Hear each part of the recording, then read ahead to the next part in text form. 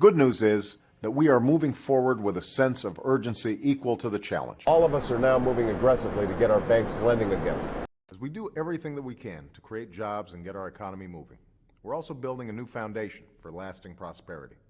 A foundation that invests in quality education, lowers healthcare costs, and develops new sources of energy powered by new jobs and industries.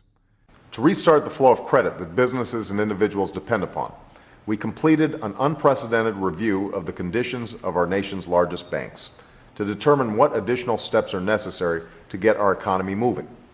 They say we're trying to do too much, that we're moving too quickly, and that we all ought to just take a deep breath and scale back our goals.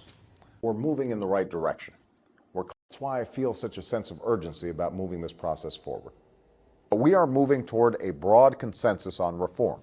Always those who oppose it, and those who today, I'm pleased to offer some better news that, while not a cause for celebration, is certainly reason to believe that we are moving in the right direction.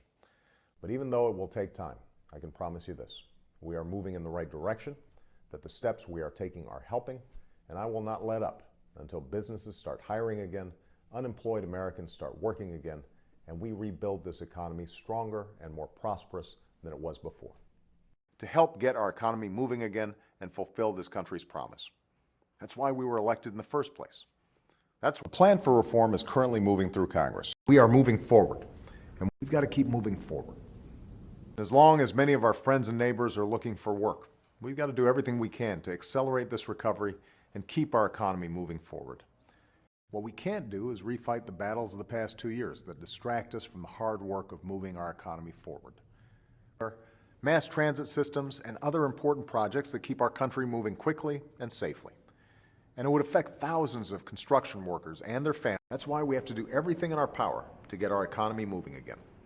We have to act now to do everything in our power to keep this economy moving and to grow jobs.